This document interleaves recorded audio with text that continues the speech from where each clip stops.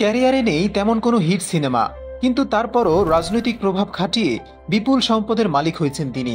এফডিসির সাধারণ সম্পাদকের চেয়ারে বসার জন্য দিনের পর দিন চালিয়ে গেছেন আইনি লড়াই। বলছি নিপুণ আক্তারের কথা। চলুন জেনে নেওয়া যাক চিত্রনায়িকা নিপুণ আক্তারের কীর্তিকলাপ সম্পর্কে। কুমিল্লার মেয়ে নিপুণ আক্তার 1999 সালে উচ্চ মাধ্যমিক পাশ করে চলে যান রাশিয়ায়। সেখানে automobile and road construction university থেকে কম্পিউটার সায়েন্সে সম্পন্ন করেন স্নাতকোত্তর। মস্কোতে থাকাকালে শিখেছিলেন কত্থক নৃত্য। এরপর তিনি চলে যান যুক্তরাষ্ট্রের লস অ্যাঞ্জেলেসে। সেখান থেকে ফিরে এসে 2006 সালে এম.এ. আওয়ালের রত্নগর্ভা মা সিনেমায় অভিনয়ের মাধ্যমে ঢাকায় চলচ্চিত্রে যাত্রা শুরু করেন। কিন্তু এই সিনেমা এখনও আলোর মুখ দেখেনি। সর্বশেষ সিনেমা সুজন মাঝিও দর্শক টানতে পারেনি। আর মাঝখানে থাকা প্রায় অর্ধশত সিনেমায় অভিনয় শুধু যেন ব্যক্তিস্বার্থকে সিনেমাকে ব্যবহার করা। ব্যক্তিগত জীবনে 2006 সাল পর্যন্ত নিপুণ তার স্বামী এবং তার মেয়ে তানিশার সাথে লস অ্যাঞ্জেলেসে থাকতেন। বর্তমানে স্বামীর সাথে তার বিবাহ বিচ্ছেদ হয়ে গিয়েছে। ক্যারিয়ারের শুরু থেকেই বিভিন্ন রাজনৈতিক ব্যক্তিদের সঙ্গে উঠা বসা রয়েছে নিপুণের। সিনেমার বড় বড় স্টার থেকে শুরু করে মন্ত্রী এমপিদের ঘরে ছিল অবাধ যাতায়াত। ফলে ক্রমেই অভিনয়ের দক্ষতা থেকে রাজনৈতিক কুটিল চিন্তা জেঁকে বসে তার মাথায়। 2017 সালে নিপুণ বাংলাদেশ চলচ্চিত্র শিল্পী সমিতির কার্যনির্বাহী সদস্য পদ লাভ করেন। 2022 সালে ইলিয়াস কাঞ্চনের সাথে সাধারণ সম্পাদক পদে নির্বাচনে অংশগ্রহণ করেন। এই নির্বাচনে নিপুণ প্রভাব খাটিয়েছেন রাজনৈতিক ব্যক্তিদের। এক রাতেই দফায় দফায় নির্বাচনের ফল পরিবর্তন, সুপ্রিম কোর্ট থেকে হাইকোর্ট, রাজনৈতিক প্রভাবশালী লোকদের দিয়ে তারকাদের।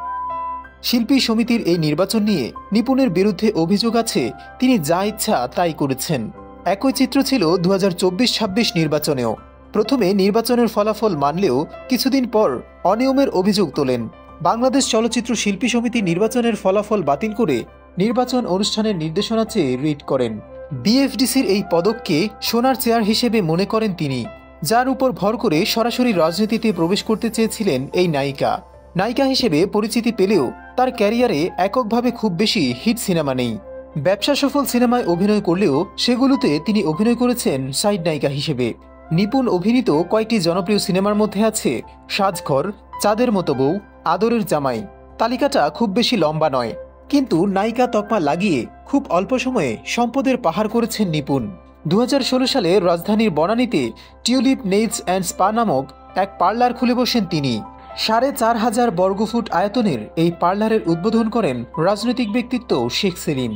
অনেকেই বলেন এই পার্লারটি শেখ সেলিমের উপহার হিসেবে দিয়েছে নিপুণকে। কেবল পার্লার নয়, নিত্য নতুন গাড়ি, বিদেশ ভ্রমণ, মেয়েকে বিদেশে পড়াশোনা সবকিছুই নাকি আসতো রাজনৈতিক ব্যক্তিদের হাত দিয়ে। বছরের বেশিরভাগ সময় কাটাতেন বিদেশের মাটিতে। ট্যুর দিতেই দেখা গেছে বেশি।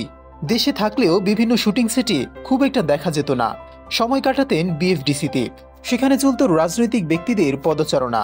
কোটা সংস্কার আন্দোলনে শিল্পীরা যখন একের পর এক সবাই সোচ্চার হয়েছিলেন, তখনও খুঁজে পাওয়া যায়নি এই নায়িকাকে।